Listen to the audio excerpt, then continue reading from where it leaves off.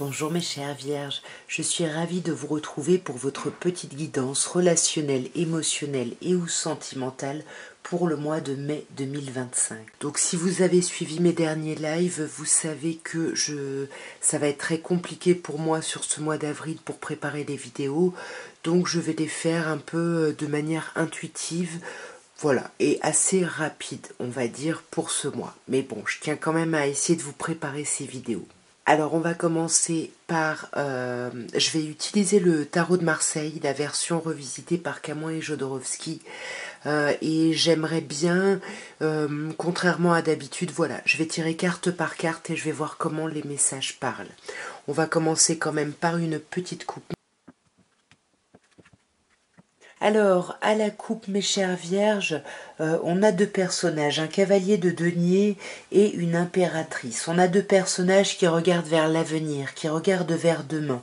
Le cavalier de denier qui est quand même plutôt assez prudent, qui va étape par étape, et cette impératrice qui est plutôt dans une énergie un peu adolescente, un peu fofolle, qui aimerait aller beaucoup plus vite en fait que ce cavalier de denier. Donc là, on a quand même ce cavalier de denier qui est un petit peu à la traîne derrière cette impératrice. À vous de me dire où est-ce que, voilà, qui est-ce qui vous correspond de ces deux personnages. Alors on a une reine de denier ici, signe de terre, taureau, vierge ou capricorne. Cette reine de denier qui peut bien évidemment me parler de vous, voilà, c'est quelqu'un qui a besoin de prendre soin d'elle pour pouvoir prendre soin des autres. On a cette femme qui regarde son passé, qui se regarde dans le miroir, qui regarde de quelle manière elle a pu briller, de quelle manière elle a pu...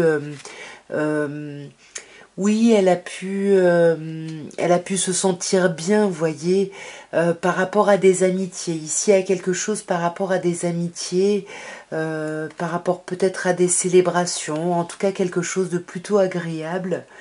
Et avec le roi d'épée, j'ai l'impression, alors est-ce que c'est vous dont ça parle ou pas, vous adaptez, mais pour moi, si c'est vous, vous allez, grâce au roi d'épée, réussir à mettre votre émotionnel de côté. Mettre votre ego aussi un petit peu de côté, la peur de comment on peut vous percevoir, et vous allez essayer de voir la réalité telle qu'elle est pour pouvoir trancher et pour pouvoir par là avancer.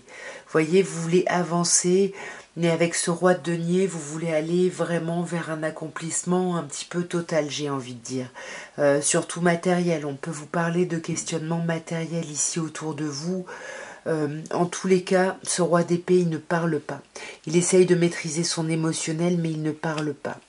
Et on sent que ces deux personnages sont dans cette stratégie du 7 de bâton, c'est-à-dire qu'on a besoin de rester sur les choses qu'on a mis en place, qu'on a exprimées, qu'on a dites. On y réfléchit énormément. On voit que ça réfléchit énormément ici, parce qu'on ne se sent pas complètement à sa place, ou parce qu'on a besoin de voir si on est à sa place en fait. Attention aussi au conflit qu'il pourrait y avoir par rapport au changement. Et par rapport à la peur aussi de comment on est perçu.